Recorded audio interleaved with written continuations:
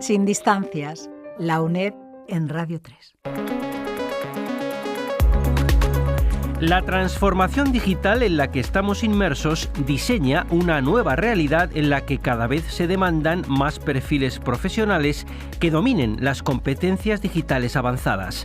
De hecho, la Comisión Europea estima que en los próximos años serán necesarios 20 millones de europeos formados en ese ámbito. Asimismo, esa transformación, además de digital, ha de ser sostenible.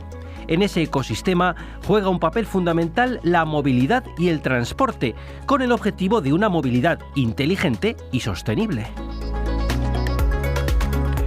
El proyecto Capacitación Digital y Sostenibilidad en el ámbito del transporte y la movilidad, que ha puesto en marcha la UNED junto al Ministerio de Transportes, Movilidad y Agenda Urbana, pretende responder a estos retos profesionales mediante 3 acciones formativas. 3 cursos de expertos profesionales que se orientan a la formación para pymes de sectores específicos: movilidad, turismo, economía circular, entre otros, así como para la formación de personas desempleadas y de personas trabajadoras. En este programa hablamos de este proyecto formativo y de otras muchas cuestiones relacionadas con la transformación digital, el transporte, la movilidad, la logística o la ciberseguridad. Hola, soy Manuel Castro, soy profesor y catedrático de la Universidad Nacional de Educación a Distancia y estamos hoy aquí en este programa de radio con un montón de buenos amigos para hablar sobre temas de transformación, capacitación digital en el ámbito del transporte y la movilidad. Parece algo así muy serio, muy duro, muy eso, pero vamos a intentar darle un aspecto más cercano y poder hablar de estos temas que nos acompañan en el día a día, estemos tanto en las grandes urbes como estemos en un entorno rural. Siempre nos movemos, siempre hay transporte, para comer algo tiene alguien que transportarlo y le veremos un poco, como digo, la parte más personal a este tema como tal. Todo esto se engloba dentro de un proyecto del Ministerio de Transportes y Movilidad Sostenible. En esta línea hablaremos de este proyecto de capacitación digital y sostenibilidad en el ámbito del transporte y la movilidad, y son fondos de la Unión Europea, fondos de resiliencia, fondos de Next Generation. Vamos a empezar, yo ya me he presentado, como he dicho soy Manuel Castro, profesor de la Universidad a Distancia, de la Universidad Nacional de Educación a Distancia y catedrático aquí. Os pasaré ahora en primer lugar con mi compañera Elena Ruiz, que también es profesora de la Escuela de Informática y también colabora dentro de estos cursos que montamos aquí en la UNED, en este caso, y también es uno de los co-coordinadores del curso con el profesor Lirio San Cristóbal, que también es otro co-coordinador que no está hoy aquí con nosotros. Y ahora Elena nos presentará al resto de participantes en esta mesa. Gracias, Manuel. Pues sí, hoy nos acompañan Julio Navío, que ha sido vicerrector adjunto de Innovación Tecnológica de la UNED y es director de la Cátedra Jean Monnet de la Unión Europea; Javier Lorente, que ha sido directivo de Telefónica durante más de 20 años y actualmente es asesor en transformación digital para empresas y profesor en escuelas de negocio. También está con nosotros Ruth García, que cuenta con más de 14 años de experiencia y formación en el ámbito de la ciberseguridad y actualmente desarrolla su carrera profesional en INCIBE. Y por último, Daniela Rodríguez, que es máster en transporte y en energías renovables y cuenta con más de una década de experiencia en proyectos de movilidad sostenible. Pues muchas gracias a todos por estar aquí hoy con nosotros y vamos a empezar en esa línea que decía antes de acercar un poco esto al día a día nuestro como tal. Julio, por ejemplo, comentas algo más si quieres de tu perfil. ¿Por qué hace falta una transformación digital en general en el mundo? ¿Para qué nos tenemos que transformar? ¿Por qué no somos tan felices con el papel, el bolígrafo y como éramos hace 40 años que no había ningún problema ni nadie se pensaba en estas cosas de la transformación digital? Gracias por invitarme. Buenos días a todos. Efectivamente, yo vengo como director de la Cátedra Jean Monnet de Economía Digital en la UNED, en la que la Unión Europea quiere impulsar el conocimiento y el aprendizaje, las enseñanzas relacionadas con la transformación digital. Y es que para Europa, para la Unión Europea, la transformación digital es una de las estrategias claves. Ahora la Comisión Europea está hablando permanentemente de transformación digital y transformación sostenible, lo que se llama en Europa the Twin Transition, doble transición. Europa se ha dado cuenta de que vamos con retraso frente a China y Estados Unidos en la incorporación de las tecnologías digitales. Todos las usamos en el día a día, pero realmente, como continente, como Unión Europea, vamos con retraso respecto a Estados Unidos y China. Por lo tanto, es muy importante que los ciudadanos europeos adquieran estas competencias. De hecho, la Comisión Europea pretende que para el año 2030 20 millones de europeos estén formados en competencias avanzadas digitales. Se prevé que para toda la población el 80-90% llegue a tener unas competencias básicas, pero que haya 20 millones de profesionales. Y en ese contexto de impulso a esa transformación digital que nos llega desde Europa, se enmarca esta iniciativa de formación sobre competencias en la movilidad y en el transporte. O sea que si queremos emplearnos en el día de mañana y tener un buen empleo, o pasamos por las transformaciones digitales o lo tendremos muy complicado. Exactamente, cada vez es más demandado, como digo, este perfil. 20 millones de profesionales son necesarios en la Unión Europea y estamos todavía a mucha distancia, y no solo en esa parte digital, sino también en la parte sostenible. Y desde ese punto de vista, el entorno, el sector, el ecosistema que conjuga digitalización y sostenibilidad es la movilidad y el transporte, porque por un lado necesita esa transformación digital para mejorar, incorporar estas capacidades, pero también es un elemento importantísimo en la sostenibilidad, por todo el tema de mejora del uso de energía, reducción de gases de efecto invernadero, etcétera, etcétera. Ahí es donde quería yo empezar justamente también con Javier para entender la parte de la sostenibilidad. O sea, ¿cómo ayuda esta transformación digital a que todo pueda ser más sostenible? O sea, estamos quemando el petróleo, que es algo con un valor añadido muy elevado para quemarlo solamente, y vivimos básicamente de los combustibles fósiles. ¿Hacia dónde tenemos que ir en el tema de movilidad? ¿Hacia dónde tenemos que ir en esa transformación digital para la movilidad y la sostenibilidad? Muchas gracias, Manuel, y gracias a todos los ponentes por compartir este ratito, ¿no? Pues mira, lo primero me gustaría hablar de las ventajas que tiene la digitalización para aplicarlas precisamente a eso que dices. Tiene muchas ventajas, pero hay dos muy importantes. Una de ellas es todo lo que tiene que ver con el registro de cualquier actividad que se produzca de forma digital, es decir, que un vehículo, por ejemplo, de reparto, yo lo puedo tener totalmente, continuamente monitorizado, generando datos digitales que luego podré tratar pues para cosas que podemos comentar después. Y por otro lado, todo lo que tiene que ver con la escalabilidad, ¿no? Yo puedo, gracias a la digitalización, hacer que las máquinas hagan el proceso miles de veces o millones de veces cuando los haría un ser humano en ese tiempo, ¿no? Podríamos hablar también de la remotización, que también reduce a nivel de sostenibilidad, pero es cierto, la remotización al final lo que hace es que reduce la necesidad de ciertos aspectos logísticos y ciertos aspectos de transporte, ¿no? que podemos tocar más adelante, ¿no? Pero pensemos, por ejemplo, en todo lo que es la lógica de redefinición de rutas para optimizar las rutas del transporte, o pensemos en la predicción de pedidos, por ejemplo, a nivel de alimentación, de forma automática para que no circulen camiones con una ocupación pues baja, ¿no?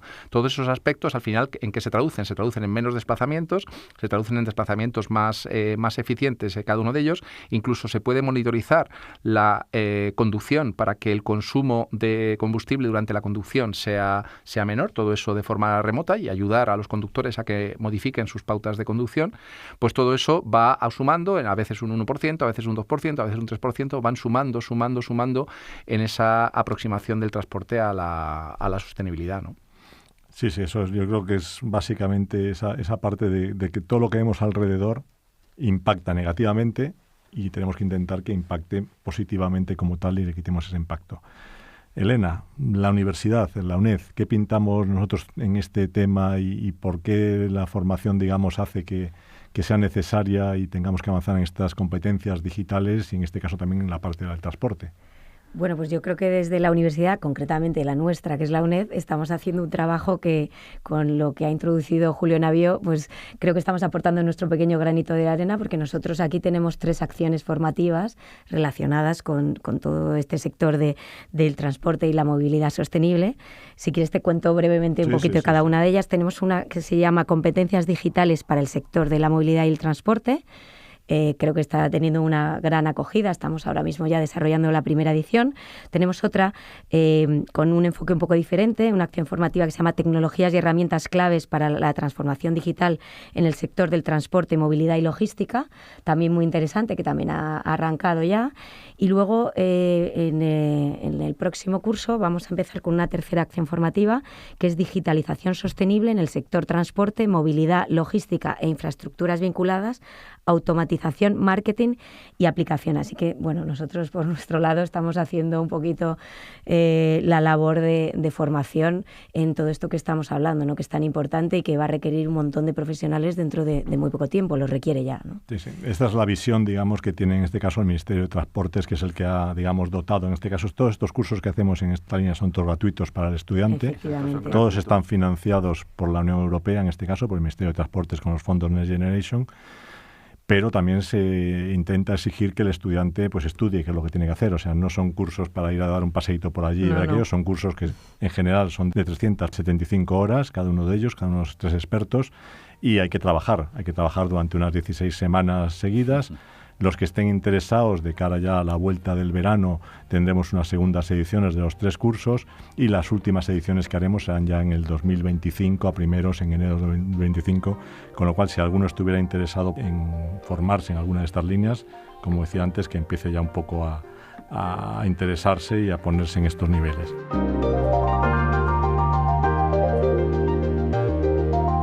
Una pregunta ya para los dos, para Julio y para Javier. Transporte y movilidad. ¿Por qué está eso en el centro de la digitalización y la industria 4.0, la sostenibilidad? Uno de los sectores que más contamina y que más energía utiliza es el de transportes, justamente. Nos movemos personalmente o movemos el mundo a cada lado. El comer cerezas de Chile en enero es una auténtica, desde el punto de vista sostenible y energético, es una, entre comillas, barbaridad. Pero el usuario es lo que demanda. Quiere tomarse cerezas en enero, pues hay que llevárselas. Eso significa un transporte logístico y además a un precio que tiene que ser competitivo. ¿Cómo veis todo ese tema de la digitalización? ¿Cómo está ayudando a esta industria 4.0? Y también al puntito más. Yo siempre que hablo de 4.0 hablo de 5.0. O sea, ¿por qué? Porque hay que ir a las personas, hay que ir a la sociedad. No hay que quedarse en la tecnología. ¿Cómo lo veis ahí? Bueno, por un lado, claramente, como hemos dicho ya, el sector del transporte, la logística, la movilidad es muy consumidor de energía. De hecho, ahora en esa línea de mejorar los compromisos que tiene la Unión Europea, que quiere ser un continente climáticamente neutro, es decir, 0 emisiones netas de gases de efecto invernadero para el 2050, pues eso supone que los sectores más contaminantes, desde ese punto de vista, tienen que hacer un esfuerzo mayor en reconducir sus emisiones y su sostenibilidad. Desde ese punto de vista, la Unión Europea distingue entre sectores muy contaminantes y ahí la propia Comisión es la que dicta, desde el punto de vista de directivas comunitarias, qué reducciones tienen que realizarse versus los sectores menos contaminantes que se queda la normativa a nivel nacional, es decir, para que veamos el foco que está poniendo particularmente en movilidad y transporte, pero en general todo lo que sea incorporar digitalización para mejorar ese aspecto sostenible, como comentaba Javier, es muy importante. Estamos hablando de, por ejemplo, el concepto de las Smart Cities, la introducción de esa digitalización y sostenibilidad en las ciudades, pero también de la industria 4.0 y 5.0, como dice Manuel, en el que al final la digitalización lo que permite es automatizar los procesos de forma que sean más eficientes y, por tanto, menos contaminantes. Y ya se está hablando también a nivel europeo del concepto de industria 5.0. ¿Cuál es la diferencia? Pues que la 4.0 lo que se trata es de introducir tecnologías digitales para mejorar esa sostenibilidad, y la 5.0 es poner el foco en el ciudadano, el foco en el individuo, de forma que toda esta transición se realice con una especial atención hacia el ciudadano europeo. Y yo creo que eso marca la diferencia respecto a otras aproximaciones geopolíticas que hace que la Comisión Europea siga teniendo muy presentes sus principios de cuidar, atender y estar pendiente de sus ciudadanos, también en el mundo digital. Yo creo que es clave el equilibrio entre los intereses particulares que tienen las personas. Yo creo que ahí hay que hacer una labor de formación, pero y de cambio de mentalidad. O sea, no es una cosa, no no solo de formarse a nivel, no sé cómo decirlo, de una forma profesional, sino cambio de mentalidad en los ciudadanos de una forma, no sé, pues más humana, para que también sean conscientes de que lo sostenible a veces no es compatible con lo más cómodo para mí, que me llegue mi paquete en 2 horas, ¿no? Entonces hay que concienciación. Eso es la palabra que buscaba, era concienciación, más que formación, concienciación. Sí, el tema de gobernanza ahí es fundamental, digamos, esa línea, y todo ese tema, digamos, europeo de democratización, digamos, y de llegar al ciudadano, yo creo que es fundamental ahí. Sí.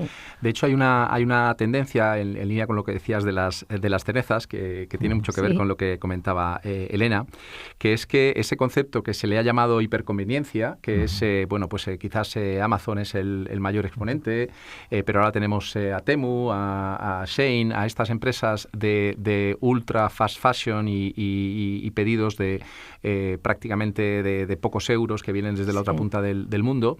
Esa tendencia se está empezando a ver en el mundo de, fijaros, la propia digitalización permite esa conveniencia, pero se está viendo que tiene ciertos límites desde el punto de vista de sostenibilidad, ¿no? Hay estadísticas que dicen que el 40% de los paquetes que circulan son devoluciones. 40%, claro. ¿No? Imaginaros si ese producto no se hubiera producido. Entonces, está habiendo esa tendencia, yo no sé si es una conciencia social o es una tendencia del propio mercado para protegerse, a empezar a unificar paquetes, a reducir, a hacer lo que se llama la última milla, que es el transporte desde el almacén final hasta la casa del usuario, esa última milla más sostenible, con vehículos totalmente eléctricos. Dicen que es lo más costoso, la última milla. Porque es la parte más que se multiplica más, ¿no? Entonces, toda esa parte está viendo una tendencia que a veces es un poquito una disonancia cognitiva, ¿no? Porque yo tengo a mi hija que por un lado te dice que cuidado con las vacas y el medio ambiente, y por otro lado está comprando en Shein. Entonces, vamos a ver, vamos a justificar los dos lados, ¿no? Pero que sí que está habiendo una preocupación creciente en ese sentido, ¿no? Esa es la parte esa de concienciación que decía Elena. Por eso digo, pero que esa tendencia está produciéndose, y el comercio electrónico ya empieza a verse que no todo vale, ¿no? Ya no solamente porque destruye el comercio local, etcétera, que esos son unos temas quizás más de mercado, sino porque realmente no necesitamos que 3 bolis, el azul, el rojo y el amarillo, nos lleguen en 3 momentos del día, 24 horas. No necesitamos eso normalmente, ¿no? El segundo tema que quería comentar es que la digitalización, otra de las características que tiene es la remotización. Y como decía al principio, ¿cuál es el transporte que menos huella tiene? Pues el que no se produce. Ese es el que... Y entonces la remotización nos permite muchas de las funciones que antes necesitaban una presencia local, pues no hacerla. Con lo cual, el transporte a nivel de transporte de negocios e incluso más a futuro, en transporte de ocio, pues puede verse enormemente reducido, ¿no? Por otro lado está la tendencia dentro de esa parte del concepto de los, por supuesto, el coche eléctrico, pero el coche autónomo, ¿no? El coche autónomo como elemento que no solamente es efectivo en consumo, sino que también es efectivo a la hora de planificar rutas, ocupación, etcétera, ¿no? Conceptos de compartición de vehículos que estamos viendo cada vez van a ser más potentes y cada vez va a ser menos necesario a nivel individual, que el número de desplazamientos individuales es brutal, que esos desplazamientos no se puedan optimizar. Vamos a tener herramientas digitales que nos van a permitir unificar esos desplazamientos. Y aunque a día de hoy nos parezca raro, pues el concepto del BlaBlaCar, ¿no? De decir, oye, vamos a ir a Valencia y resulta que yo tengo 2 sitios y una persona que vive a 100 metros tiene otros 3, ese concepto, gracias a toda esta tecnología de la inteligencia artificial, va a permitir que aquello sea más sencillo. Y yo, digamos, predigo que va a haber una tendencia cada vez más a eso gracias a la digitalización. Sí, yo creo que hay el cambio del consumidor, que en general va a lo que quiere. Ya nadie se compra un coche en la gente más joven, digamos. Casi nadie saca el carnet de conducir, de hecho, como tal. Ni siquiera llegan a sin él. ¿Por qué? Porque se prevé que no va a hacer falta si vives en una urbe grande, claro. Si vives en un sitio remoto, normalmente no tienes más remedio que pasar por ahí. Julio, ¿algún tema así que te quede por ahí de ver esa transformación digital, cómo afecta a lo que tienes alrededor? O sea, yo siempre he hablado de un palabra que a mí me gusta mucho, que es la glocalización. O sea, el concepto global, pero enfocado en el entorno local, esa persona que tenemos antes.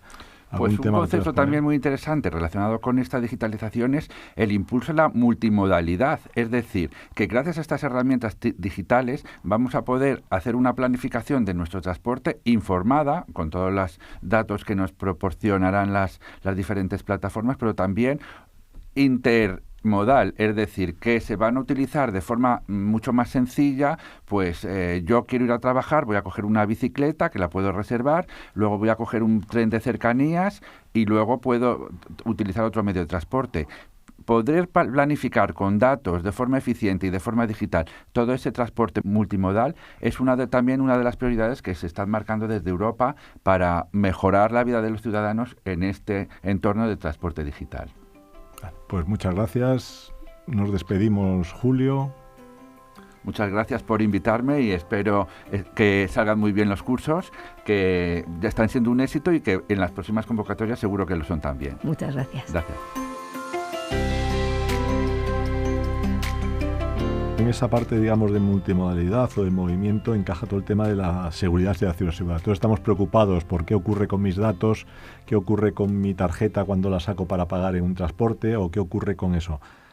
Ruth, ¿cómo ves tú el tema de la seguridad y cómo nos afecta? ¿Podemos protegernos? ¿Podemos prevenirnos? ¿Debemos estar confiados o tenemos que estar un poco alerta en cómo nos movemos y cómo vivimos esta transformación digital? Bueno, pues es muy buena pregunta, porque es verdad que ahora con toda la transformación digital en la que estamos inmersos, estamos conectados y utilizamos distintas tecnologías y, como bien estabais mencionando, pues una de las primeras formas de conectarnos con los distintos servicios o dispositivos que utilizamos pues son vía aplicaciones. En este sentido es muy importante siempre pues verificar que instalamos las aplicaciones de markets oficiales, revisar qué permisos van a solicitar para su uso, si son coherentes, ¿no?, con el servicio que van a prestar, y también pues qué tipo de información van a solicitar sobre nosotros, que es un tema que también nos preocupa mucho a nivel de la ciudadanía, qué datos se van a recabar y con qué fin. En cualquier caso, pues la ciberseguridad es algo que está presente, es una necesidad, y como usuarios tenemos que ser conscientes de que hay distintos fraudes que van a intentar engañarnos para facilitar datos personales, para facilitar que introduzcamos incluso datos bancarios, y en este sentido pues es fundamental que permanezcamos actualizados, aunque es un tema que a priori pues nos pueda parecer complejo. En realidad hay distintos servicios que proporcionan esta información y nos pueden venir muy bien pues para que hagamos uso de todas estas nuevas tecnologías de manera segura. Daniela, movilidad, transformación digital, estamos en esa parte ya final, estamos ya empezando a ir un poco hacia la parte final ya del programa. ¿Cómo ves tú esa transformación de la movilidad, la transformación digital y la sostenibilidad? ¿Podemos tener un entorno más sostenible? ¿Podemos esperar un futuro mejor y con menos gasto energético, con una movilidad que nos dé servicio a todos? Bueno, pues esa es la idea. Por eso es lo que estamos trabajando hoy en día. La idea de la transformación de la movilidad, el objetivo es hacia modelos más sostenibles, ¿vale? ¿Para qué? Pues sencillamente para promocionar, como todos queremos, pues un futuro más verde, más sustentable. Y pues eso nos va a llevar a diferentes objetivos, que es lo que queremos, que es uno directamente a lo que todo el mundo apuesta, es la reducción de las emisiones de gases de efecto invernadero. Y esto pues lo estamos llevando a cabo a partir de diferentes sistemas que hoy estamos empezando a promocionar y a ver con nuevas tecnologías disruptivas y con toda esta era digital, que es toda la parte alternativa. Vemos la movilidad compartida como car sharing, bike sharing, scooter, vemos de todo hoy en día, que a partir de esta era digital es que nos estamos promocionando y estamos dando al objetivo, que es la reducción de gases de efecto invernadero. Por consecuente, pues obviamente estamos promoviendo la calidad del aire y así vamos a mejorar nuestra movilidad activa y por lo tanto pues estamos hablando de una conservación de los recursos y una mejor eficiencia energética, obviamente. ¿Y eso a qué nos lleva? O sea, es que todo va entrelazado a un mejor espacio urbano, a un mejor consumo, digamos, de este entorno. Entonces, digamos que todo está entrelazado, si lo podemos ver desde ahí, de la parte de movilidad y sostenibilidad. Todo tiene una ruedita, ¿no? Sí, esa parte de las ciudades inteligentes, digamos, ¿no? Que las ciudades deben ser más para la vida y además favorecerte que tengas todo lo que necesitas en un radio que no sea demasiado extensivo y además una movilidad que te puede llevar al punto donde quieras tener algún tipo de entretenimiento, algún tipo de trabajo o lo que sea, como tal, todo te ayude en ese entorno de vida. Efectivamente, la famosa también ciudad de los 15 minutos. Exactamente, esa es un poco la la parte final. Es complicado porque ya hemos hablado antes de todo el tema de cambio también que es necesario, de concienciación, digamos, también personal, porque tenemos que cambiar a veces hábitos que a veces son buenos o no son tan buenos de cara a esa movilidad y a ese futuro como tal. Y en esos hábitos, por ejemplo, Ruth, ¿tú crees que esos hábitos nos llevan bien en ese tema de la seguridad? ¿O a veces el que seamos más confiados o el que nos despistemos más nos puede llevar a meternos en un pequeño lío de temas de ciberseguridad? Bueno, la verdad es que más gente de la que nos gustaría o de la que nos imaginamos, pues muchas veces resultan ser víctimas de fraude, y es que cada vez están más elaborados e intentan engañaros mejor. Y para ello pues utilizan técnicas de ingeniería social, es decir, manipulación, engaños para hacernos creer, ¿no? Generar sensaciones, emociones en nosotros que nos lleven a actuar de una manera rápida, impulsiva y no reflexionar sobre lo que nos están diciendo. Por tanto, pues aquí sí que nos queda pues ser cautos, aplicar un poco el sentido común, que como dicen a veces es el menos común de los sentidos. Esa es la parte mala. Claro, y no hacer cosas que si lo extrapolamos al mundo offline, pues no haríamos. Pensar, reflexionar y contrastar siempre lo que nos puedan estar diciendo a través de un medio digital, pues para evitar precisamente ser engañados con facilidad. Sí, yo siempre he dicho que aunque estemos en un entorno digital, los sistemas son los mismos y los sistemas, digamos, de fraude son los mismos, los de engañarnos son los mismos que en la vida real. O sea, el timo de la estampita, el tocomocho, son cosas que llevan un montón de años por ahí. Lo que pasa es que las ventajas de la digitalización son también para los cacos. Evidentemente. Es decir, que decía la automatización, la remotización, la escalabilidad, todo eso aplica para lo bueno y para lo malo. Por eso mandan millones de mails de phishing, con que uno funcione, su coste ha sido, nulo, prácticamente inexistente. Han podido, si tuvieran que mandar cartas escritas a mano, ya te digo yo que no tendríamos tanto phishing. Sí, esa es la parte de Teo Mala también, que les facilitamos su labor, aunque también ellos ahí, por ejemplo, lo hemos dicho ahora, mandar miles de correos no tiene un coste visible, pero luego internamente sí tiene un coste, porque al final son horas de ordenador o horas de máquina, es un consumo energético que ellos en general, el coste que pagamos es nulo, por decirlo así, mientras que ellos llegan a cualquier sitio y pueden llegar a cualquier entorno. Entonces, yo creo que como prevención primera hay que tener al menos la misma prevención que tenemos en el mundo real. Si tú ves a alguien que no te gusta el aspecto, que te están observando, lo que sea, tú te pones rápidamente, te mosqueas, por decirlo así, en cualquier sitio. Mientras que si estás en el entorno digital, claro, como no ves que te miren por encima del hombro, ni que te estén mirando al lado, no es más difícil identificarlo. Además, como decía Ruth, es que cada vez engañan mejor y son más sofisticados. Sí. Está claro. Además aprovechan los momentos. Por ejemplo, yo recuerdo hace poco tiempo en la puentes que ha habido, como el puente de Mayo o la Semana Santa, que han aprovechado justamente el momento que te estás tú moviendo para hacer, o el tema de elecciones. Te mandan siempre cosas que son más o menos acordes al momento de tiempo temporal en el que estás viviendo, con lo cual la gente pues cree que aquello es más real, evidentemente, ¿no? Efectivamente, sí. Como estáis diciendo, vamos, de manera totalmente correctísima, pues están evolucionando, y además es que siempre van a intentar atacarnos, ¿no? Esa vulnerabilidad en momentos específicos en los que, bueno, sea más fácil engañarnos. Ahora, por ejemplo, estamos inmersos en la campaña de la renta, pues los ciberdelincuentes, que son muy listos, ¿con qué correos van a intentar engañarnos? Pues con aquellos que hacen alusión pues a que tienes una deuda pendiente por saldar con Hacienda, o que tienen una devolución pendiente y que accedas a un enlace para poder recuperarla. Bueno, todos esos temas que, como decía, apelan a los sentimientos, a las emociones de las personas, y que en momentos concretos, de una manera mucho más intensa, pues van a ser los que van a aprovechar.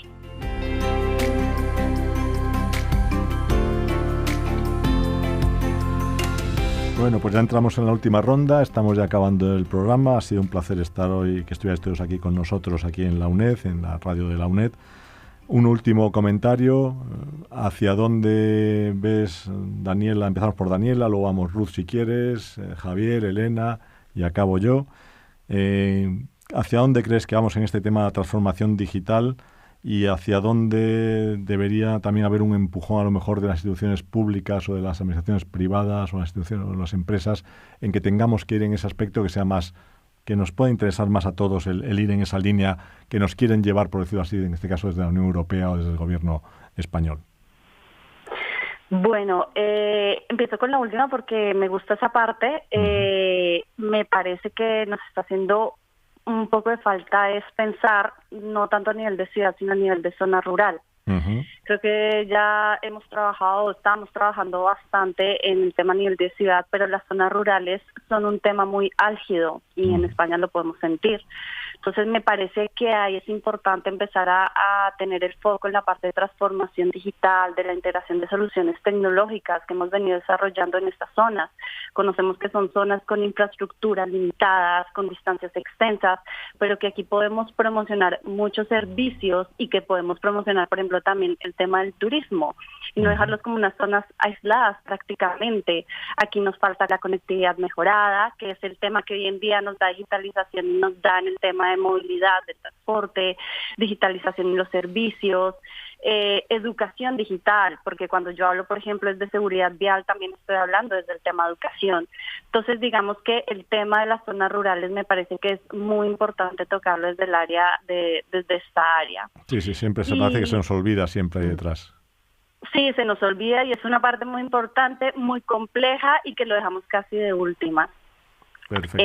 Eso por ese lado, y por el lado que hacia qué vamos directamente a una mayor inclusión digital, obviamente mayor conectividad. Estamos hoy en el día con el tema de la automatización y la robótica que ya están entrando en esta área del transporte. Estamos con un tema de expansión en el área del espacio de datos en 10 topics que hay aproximadamente hoy en día, pero que de aquí al 2030 tendremos ya 100, lo que vamos a involucrar desde, por ejemplo, transporte y salud, transporte, turismo y otro, a un nexus de topics que siempre va a estar la movilidad incluida.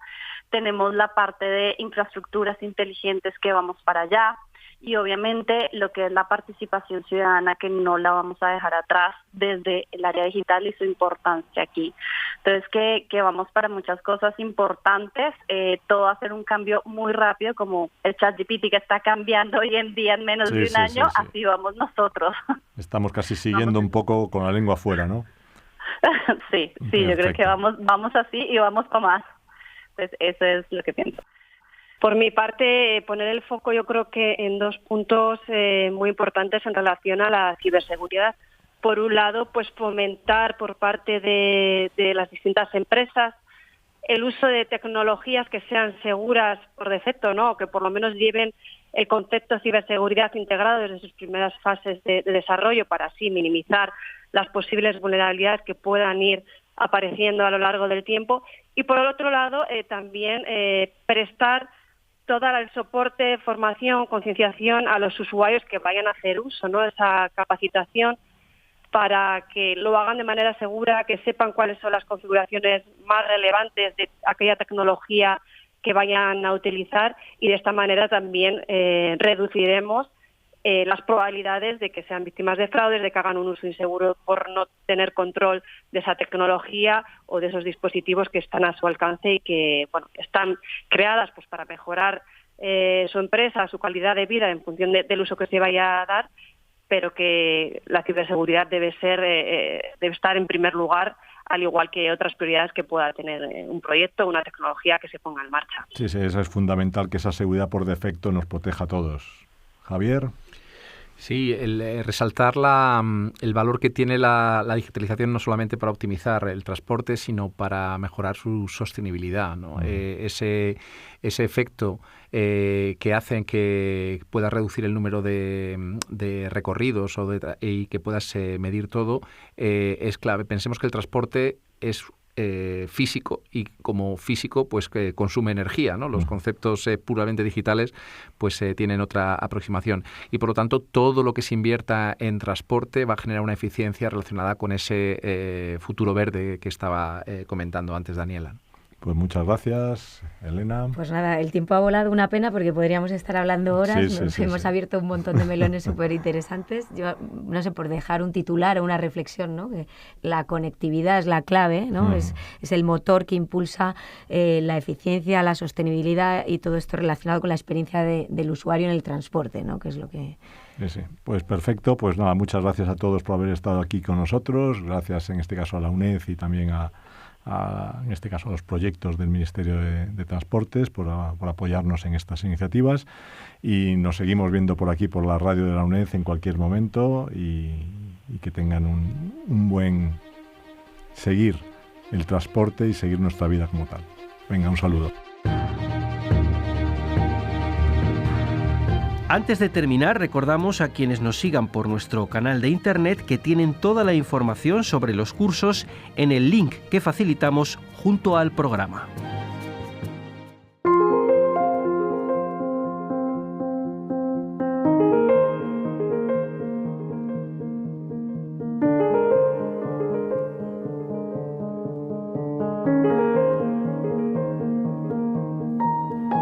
La serie de programas de radio sobre género e igualdad, producida por el Centro de Estudios de Género de la Universidad Nacional de Educación a Distancia, está dedicada a este curso a las mujeres y el primer sector, en el mundo rural o en espacios urbanos. En esta nueva entrega vamos a conocer un proyecto de emprendimiento rural que apuesta por el ecoturismo, la agricultura sostenible y el compromiso medioambiental.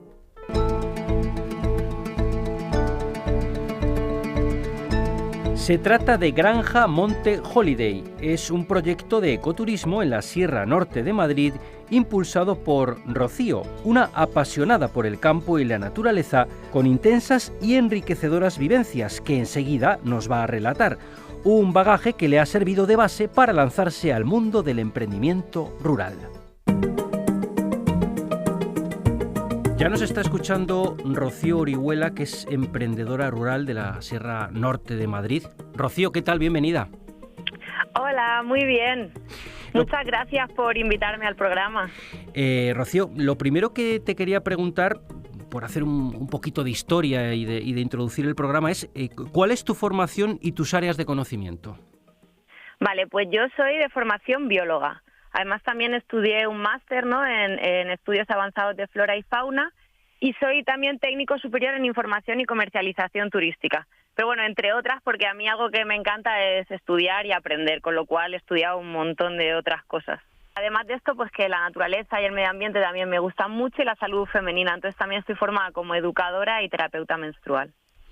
Aparte de toda esta formación de la que nos estás hablando, tienes una experiencia internacional que, bueno, tras completar la universidad estuviste en Francia, en Ecuador, que creo que todo esto influyó mucho en todo lo que vamos a comentar ahora y ha venido después, ¿no?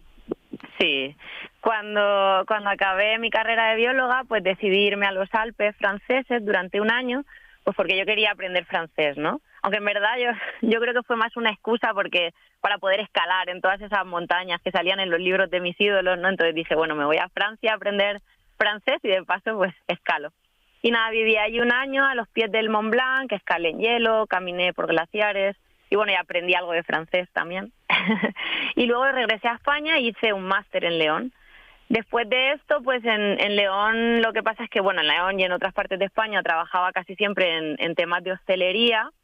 Y bueno, tenía un sueño que siempre había sido ir a Latinoamérica y poder trabajar de bióloga y decidí lanzarme. También en esa época mi hermano estaba en Ecuador, entonces decidí ir para allá. Mi hermano trabajaba en temas de aves, allí estudios científicos de aves y me fui para Ecuador y estuve pues trabajando con él una temporada en proyectos de investigación científica, en manglares, en el bosque seco, en la Amazonía. Y luego encontré un trabajo como coordinadora de una finca de 500 hectáreas, coordinaba a los voluntarios, era una finca de agricultura orgánica, que bueno, ahí está un poco quizá el comienzo, ¿no?, de lo que vino después. También allí fue donde conocí a mi pareja, en esa finca. Cuando nosotros terminamos de trabajar en esa finca, un año después, estuvimos viajando por Ecuador unos meses, recorriendo con la mochila diferentes paisajes, diferentes fincas agrícolas también en las que trabajamos de voluntarios.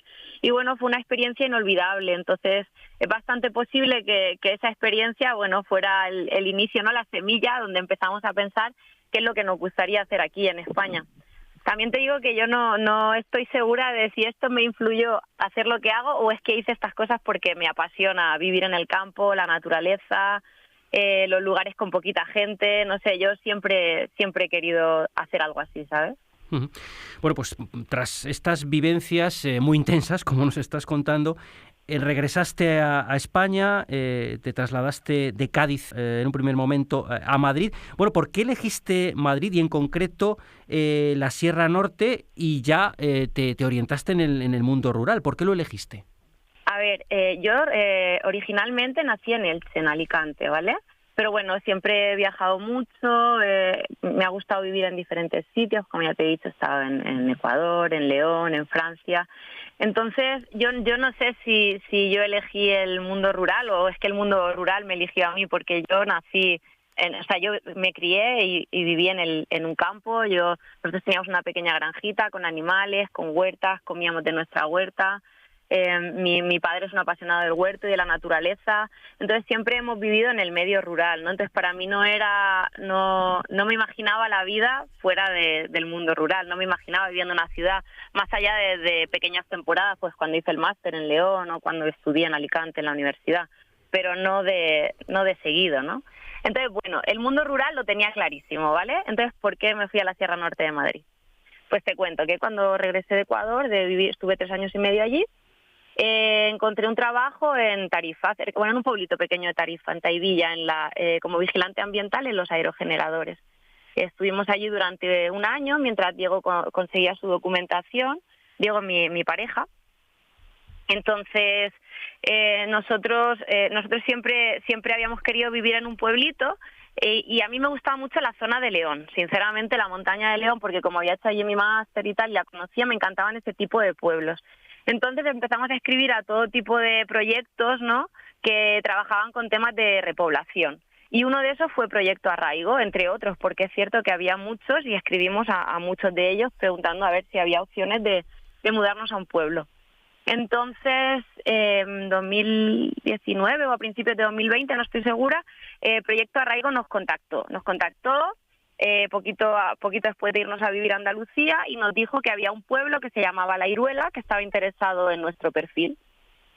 Nosotros, la verdad es que no conocíamos esta zona, pero bueno, empezamos a ver fotos y nos gustó mucho. A mí se me dio la sensación de que sí que se parecía mucho a esos pueblos que me gustaban tanto en León, ¿no?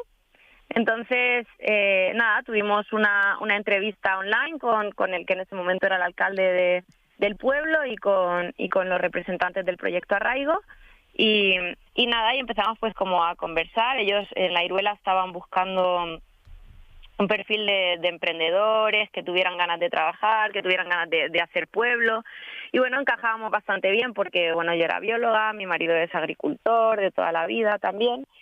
Pero nosotros, claro, lo que les comentamos es que no podíamos mudarnos sin tener alguna opción de alguno de los dos tener un trabajo para luego poder emprender, ¿no? Entonces, bueno, pasamos como casi todo 2020 conversando, llegó la pandemia, se paralizó un poco la cosa y en octubre de ese año nos dijeron que había la posibilidad de que hubiera un trabajo para Diego.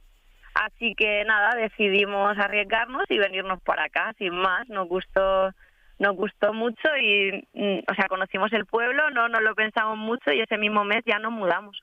Pasamos 3 años ahí en La Iruela y luego hace un tiempito nos mudamos a Pradena del Rincón, un pueblo que está un poquito más cerca de la autovía, de la A1. Y en esta localidad, en La Iruela, ahí es donde iniciaste algunos proyectos de emprendimiento. Háblanos de ellos. Pues mira, cuando estuvimos en La Iruela, hicimos algunas rutas turísticas, también trabajos de jardinería y agricultura, también cultivamos, hablo en plural porque casi siempre estas cosas, algunas cosas las he hecho yo sola y otras cosas pues con mi pareja, ¿no? Entonces cultivábamos patata, cultivábamos judión también, intentamos poner en marcha un grupo de consumo, me hice cargo del nuevo pluviómetro, instalamos un pluviómetro con el AEMET, y le instaló el AEMET, ¿no? Pero yo me hice cargo de él y luego hasta intentamos montar una cooperativa, ¿no? Con otros vecinos. Pero bueno, para poder trabajar pues temas, pues el molino harinero, la agricultura, las visitas. Pero bueno, por unas causas o por otras de la vida de cada uno de los miembros de la cooperativa, que a veces no es sencillo, pues el proyecto no pudo salir adelante y se disolvió sin llegar siquiera a haberse realizado alguna actividad, más allá de poner en marcha la cooperativa. Y es en esa época cuando entras en contacto con la Mancomunidad y con un grupo de emprendedoras que da lugar a la creación de una red de mujeres emprendedoras. Háblanos un poco también de ese proceso y de esta red. Bueno, pues mira, la red de mujeres emprendedoras, la verdad es que es un súper apoyo. Todo empezó cuando yo estaba en La Iruela y quería emprender, pues desde el ayuntamiento me pusieron en contacto con la Mancomunidad. Nada, en la mancomunidad pues había un grupo de mujeres, estaban haciendo como un grupito de mujeres emprendedoras y empezamos haciendo como un cartelito para una publicación local, como publicitando pues nuestros emprendimientos, lo que hacíamos. Yo en ese momento pues publicitaba mis rutas turísticas, las visitas guiadas y todo eso. Entonces, bueno, después de esta publicación, las mujeres que habíamos participado seguimos teniendo contacto, empezamos a pensar en ir juntas a ferias, a no hacer eventos juntas, a tener reuniones. Y de ahí, como de una manera muy orgánica, pensamos en asociarnos, hacer una asociación, ¿no? Que ya como que se separó un poquito de la mancomunidad, más que nada porque empezamos a hacer muchísimas cosas, ¿no? O sea, diferentes. Y pensamos en asociarnos, ¿no? Y decidimos hacerlo. Y de ahí nació RIE, que le decimos, que es la Red Impulsa Emprendedoras de la Sierra Norte de Madrid. Eso fue también en 2020, sería 2020, noviembre de 2020 más o menos. La red de mujeres emprendedoras de aquí de la Sierra Norte lo que pretende es como visibilizar, ¿no? A cada una de las emprendedoras, es como su primer objetivo, es visibilizar a cada una de las emprendedoras que forman parte de la red. Y bueno, además la propia red, dentro de ella se crean sinergias muy bonitas entre emprendedoras, hay mucho apoyo también, muchas veces es una forma de no sentirte sola, porque cuando estás emprendiendo y te enfrentas a trámites burocráticos, a trabas a veces en el camino que no sabes solucionar porque no tienes experiencia, o cosas tan sencillas como hacer una factura, ¿no? Pues es muy chulo poder tener un grupo de mujeres ahí a las que les puedes consultar, a las que les puedes preguntar, con las que nos reunimos. No sé, creo que la red es una parte fundamental del emprendimiento. Ya en 2021 llega a tu vida la granja Monte Holiday, primero como trabajadora, también junto a tu marido, y después ya os hacéis cargo de ella. ¿Cómo surgió esta oportunidad? Bueno, pues en el verano de 2021, a través de un conocido común, me dicen que están buscando a alguien en esta granja, ¿no? Y yo presento mi currículum, hago la entrevista, les gusto y me quedo aquí todo el verano. Me dedicaba a hacer las visitas guiadas, son visitas teatralizadas. Entonces hacíamos las visitas teatralizadas, ayudaba en el huerto, con los animales. Y bueno, pasé el verano aquí, el lugar es impresionante, así que como no quedarse enamorada. Las vistas en la montaña son como de película, es precioso. Y bueno, pasé el verano, terminó mi contrato y bien, todo quedó ahí. Y este verano, pues mi pareja, pues es lo mismo, he hecho el currículum, trabajo como parte del equipo de mantenimiento del camping y también de la granja, y a partir de aquí pues nos plantearon si nos apetecía hacernos cargo de ella, y la verdad es que no tuvimos mucho que pensar, porque siempre ha sido nuestro sueño poder trabajar y vivir de la agricultura, la ganadería, del mundo de la granja y de lo rural, así que no nos lo pensamos mucho, nos lanzamos. Y háblanos un poco del modelo de negocio de la granja. ¿Qué ofrece? ¿A qué público va dirigido? ¿Y cómo lo tenéis organizado? Vale. Bueno, pues la granja Monte Holiday es una granja pequeñita en la que tenemos ovejas, tenemos cabras, cerdos, gallinas, conejitos, patos, ¿no? Y además también tenemos un huerto pequeñito que lo trabajamos en ecológico. Incluso dentro de la granja hay una casita que está ambientada un poco en los años 50, más o menos, ¿no? Bueno, más o menos con cositas antiguas. Y nada, nuestra actividad estrella son las visitas teatralizadas que se realizan todos los fines de semana, los sábados y los domingos. Y duran 1 hora y media, más o menos. En el periodo de vacaciones escolares también realizamos estas visitas entre semanas. Además de las visitas teatralizadas, en las que las niñas y los niños dan de comer a los animales y aprenden mucho sobre el huerto, ellos hacen ahí actividades, siembran, a veces depende de la época del año, ¿no? Pues sembramos o recolectamos o hacemos actividades como las de buscar los huevos. Depende un poquito de la época del año, pues hacemos unas cositas u otras, porque depende de cómo esté el huerto, de cómo estén los animales, pues podemos hacer unas cosas u otras. También impartimos talleres como puntuales, ¿no? En los que trabajamos con niñas, con niños, incluso con adultos, ¿no? Toda esta información, si os interesa o os gusta, la podéis encontrar en la agenda de la web de Monte Holiday Ecoturismo, en nuestro Instagram, que es Granja Monte Holiday, o también en la agenda de la web de la Sierra Norte de Madrid. Además de eso, este año estamos empezando a trabajar temas de team building y de responsabilidad social corporativa con diversas empresas. Con lo cual tenemos, si me dijiste que a qué tipo de público va dirigido, entonces tenemos un público bastante variado. Es cierto que sobre todo y la mayoría es un público familiar, pero bueno, cada vez estamos diversificando más, haciendo actividades distintas y encontramos un público pues diferente al que llegar. Porque realmente en la granja se lo pasa bien todo el mundo, ¿sabes? La gente pequeña, los niños y las niñas y también la gente mayor, los adultos. A todo esto hay que sumar también que te dedicas a hacer rutas temáticas por la zona. Sí, bueno, en ocasiones puntuales, cuando puedo, como ya os he dicho, yo soy bióloga y a mí me encanta la educación ambiental, me apasiona la educación ambiental, creo que es muy importante. Entonces hago rutas por la naturaleza, que bueno, para mí casi que más que un trabajo son una diversión, ¿no? Y la Sierra Norte de aquí de Madrid tiene muchísimas posibilidades, tiene paisajes preciosos, tiene zonas de reserva protegidas, tiene ríos, cascadas, bueno, la flora y la fauna es increíble. Entonces, bueno, durante un tiempo también trabajé en el Hayedo de Montejo y yo lo recomiendo muchísimo porque es un lugar especial, incluso en invierno, porque aunque las hayas no tienen hojas, es como algo mágico. Entonces, bueno, es un trabajo que para mí es como más un gozo que un trabajo. Bien, Rocío, y a la vista de todo lo que nos estás comentando y de tu propia experiencia, ¿cómo ves el contraste entre el mundo rural y la ciudad hoy en día cuando se habla tanto de despoblación y se acumula tanta gente con sus problemas en grandes ciudades como Madrid? Claro, a mí se me hace un poco complicado contestar esta pregunta porque yo en realidad no soy objetiva, ¿vale? Uh-huh. Yo creo que vivir en la ciudad como que te desconecta muchísimo, ¿no? De la tierra, del medio que te rodea y te mete como con una burbuja, ¿no? Que no es como del todo real, ¿no? Y para nada es sostenible realmente, tanto económicamente como, o sea, hablando de recursos, ¿no? Pero también emocionalmente, ¿no? La naturaleza es necesaria para nuestra salud y para nuestra salud mental. Entonces, bueno, muchas veces llegan a la granja niños que a mí me asombran, ¿no? Que no quieren tocar el barro, niños que a lo mejor durante la visita pasan con el teléfono y no están pendientes de los animales, o sobre todo, por ejemplo, que están muy desconectados en el tema de que no relacionan esas plantas o esos animales con su comida o con su alimentación, por ejemplo, que ellos compran en el supermercado, ¿no? Entonces, para mí yo creo que la base del respeto por el medio ambiente es pasar por la conexión y por el conocimiento de y esto en las ciudades no pasa. Entonces, bueno, para mí hay un abismo entre el mundo rural y la ciudad.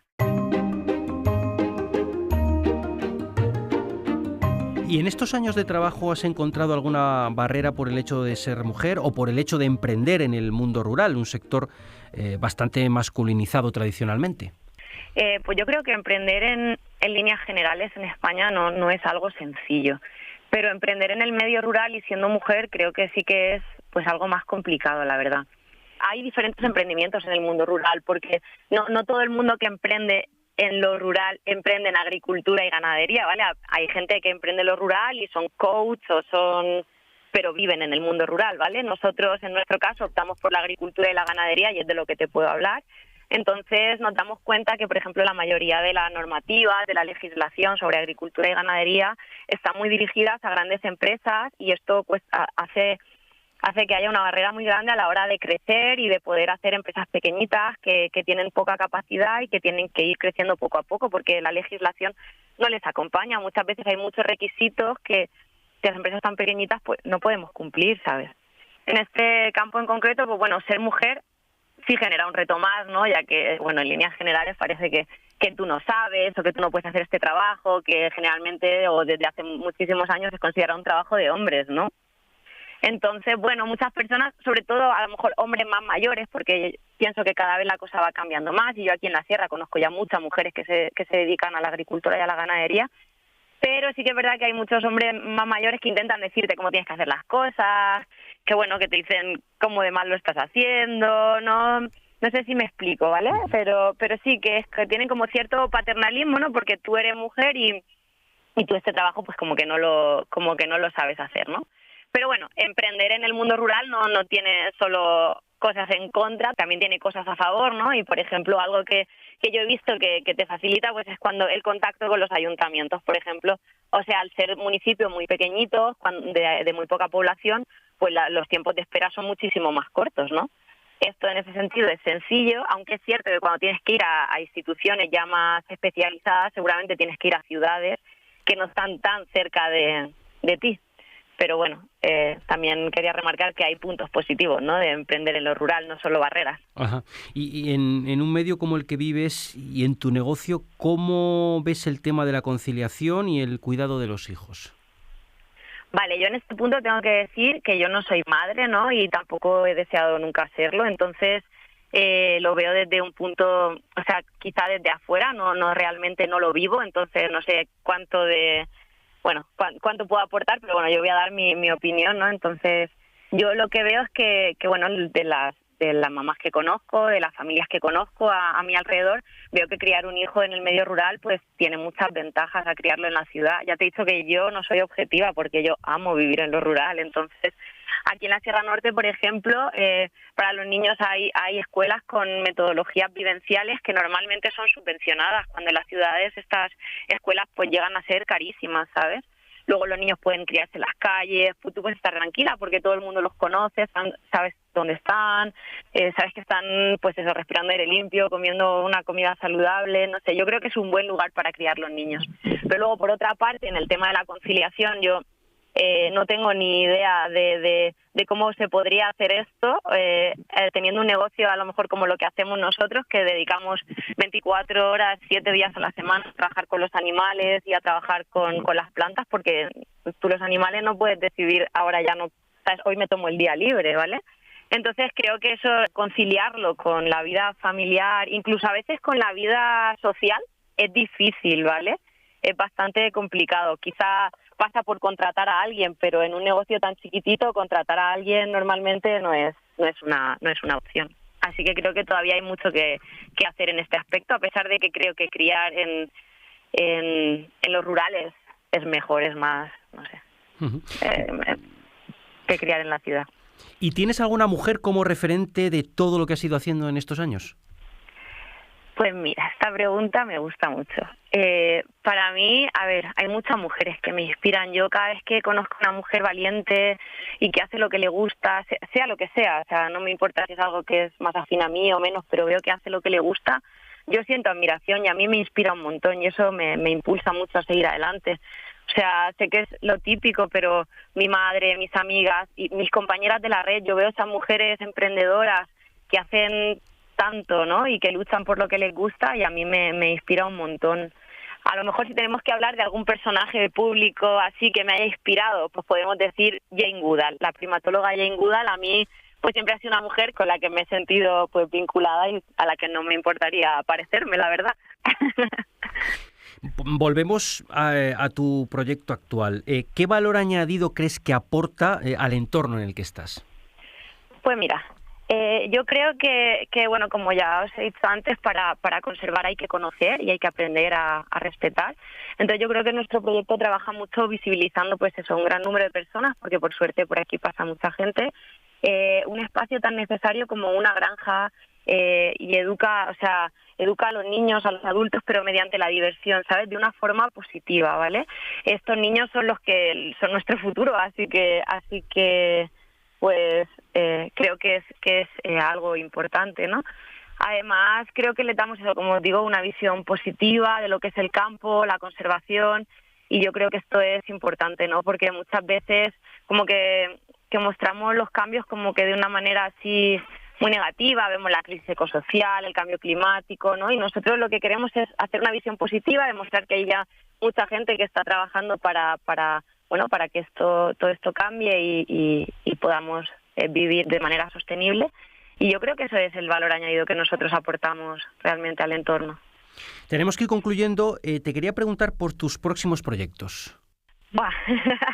Yo tengo tantas cosas en la cabeza, pero bueno, en relación a la granja, a mí me encantaría que pudiéramos darle forma a temas como impartir formaciones de más larga duración, también a la producción innovadora de vegetales con herramientas basadas en la permacultura, reproducción de razas autóctonas. Hay muchos proyectos que a mí me encantaría llevar a cabo aquí en la granja, incluso investigación a ser posible.